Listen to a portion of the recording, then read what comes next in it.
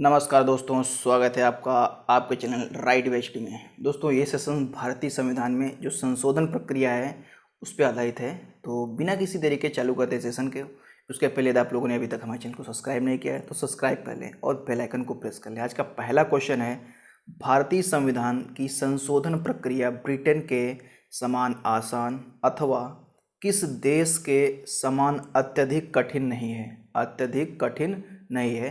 तो चारों ऑप्शन में से आपका अमेरिका दिया हुआ है, अमेरिका जो है सही ऑप्शन रहेगा। नेक्स्ट क्वेश्चन, संविधान के किस भाग में संशोधन की व्यवस्था की गई है?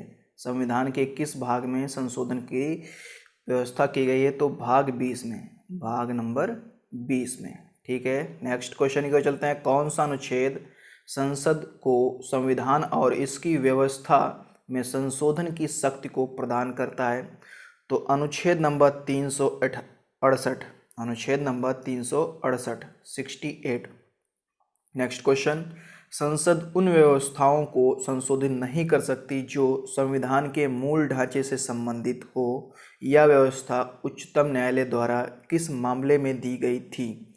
तो सही ऑप्शन इसका रहेगा केशवानंद भारती मामले 1973 में, 1973 में।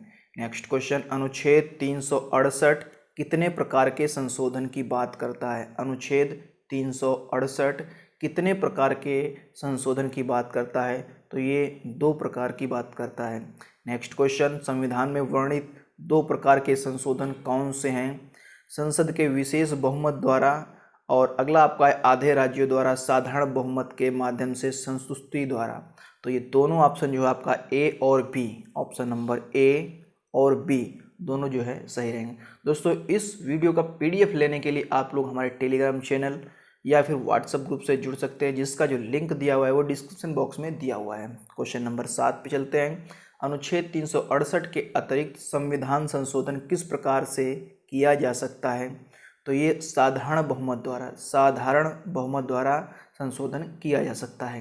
नेक्स्ट क्वेश्चन आपका, साधारण बहुमत द्वारा किए जाने वाले संशोधन में निम्न में से कौन से शामिल है? निम्न में से कौन से शामिल है?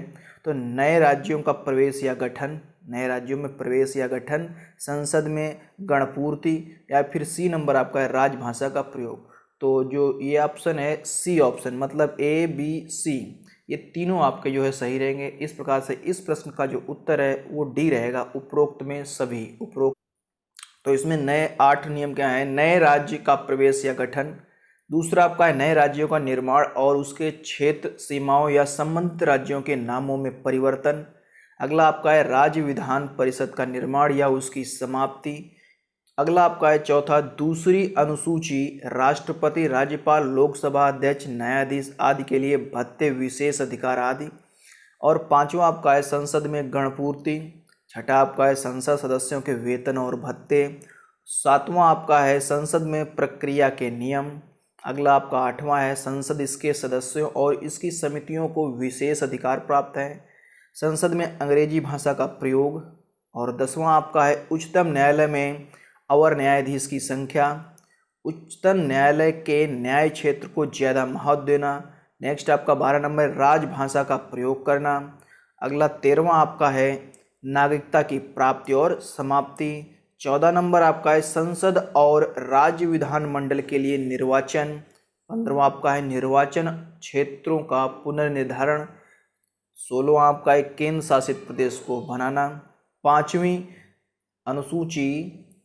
अनुसूचित क्षेत्र और अनुसूचित जनजाति का प्रशासन, और 18वां आपका है छठी अनुसूचियों जनजातियों क्षेत्रों का प्रशासन।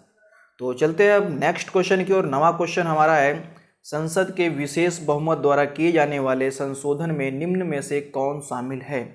तो मूल अधिकार, राज्य के नीति निर्देशक तत्व, वे सभी उपलब्ध जो प्रथम और तृतीय श्रेणी से संबंधित नहीं है। तो आपका ये रहेगा उपरोक्त में सभी, डी ऑप्शन इसका सही रहेगा। संसद के विशेष बहुमत और राज्यों की स्वीकृति द्वारा निम्न में से कौन से उपबंधों को संशोधित किया जा सकता है? पहला आपका राष्ट्रपति का निर्वाचन और इसकी प्रक्रिया, दूसरा है केंद्र और राज्य कार्यकारिणी की शक्तियों का विस्तार। आपका सी है उच्चतम न्यायालय और उच्च न्यायालय। तो इसका जो ऑप्शन है वो डी रहेगा सही, उपरोक्त में सभी। उपरोक्त में सभी ए, बी और सी ये आपके सभी जो है सही रहेंगे। इसके बारे में थोड़ा देख लेते हैं। राष्ट्रपति का निर्वाचन और इसकी प्रक्रिया, केंद्र और राज्य कार्यकारिणी की शक्तियों और विस्तार, उच्चतम न्यायालय और उच्च न्यायालय, ये तो तुम्हारे 3 विकल्प थे। इसके अलावा भी आपके हैं केंद्र और राज्य के बीच विधि शक्तियों का विभाजन, 7वीं अनुसूची से संबंध कोई विषय, संसद में राज्यों का प्रतिनिधित्व, संविधान का संशोधन करने की शक्ति और इसके लिए प्रक्रिया, जो 368 में स्वयं है। नेक्स्ट आपका 11वां क्वेश्चन है, संविधान संशोधन संबंधित विधेयक कहाँ पूर्व स्थापित किया जा सकता है। तो इसका जो सही जवाब रहेगा संसद के किसी भी सदन में, संसद के किसी भी सदन में। नेक्स्ट आपका है संविधान संशोधन विधेयक किसके द्वारा पूर्व स्थापित किया सकता है या पुनः स्थापित किया सकता है। तो इसका सही ऑप्शन रहेगा मंत्री या गैर सरकारी सदस्य दोनों द्वारा। नेक्स्ट आपका है 13वां क्वेश्चन, संशोधन विधेयक को पारित करने के लिए कितने बहुमत की आवश्यकता होती है। तो इसमें होता है विशेष बहुमत की आवश्यकता होती है। नेक्स्ट क्वेश्चन, दोनों सदनों के बीच असहमति होने पर क्या प्रावधान है। तो इसका जो ए ऑप्शन है सही रहेगा, विधेयक समाप्त हो सकता है। विधेयक समाप्त हो सकता है। संशोधन व्यवस्था में यह विदित बुद्धिमत्तापूर्ण लेकिन मुश्किल से ही मिलने वाली है, यह कथन किसने कहा। तो ये केसी हेयर ने कहा, केसी हेयर ने। तो दोस्तों ये रहे आज के कुछ क्वेश्चन। आशा करता हूँ कि सेशन आप लोगों को अच्छा लगा होगा। दोस्तों यदि कोई सुझाव है तो कमेंट्स बॉक्स में दें। जय हिंद, जय भारत, वंदे मातरम।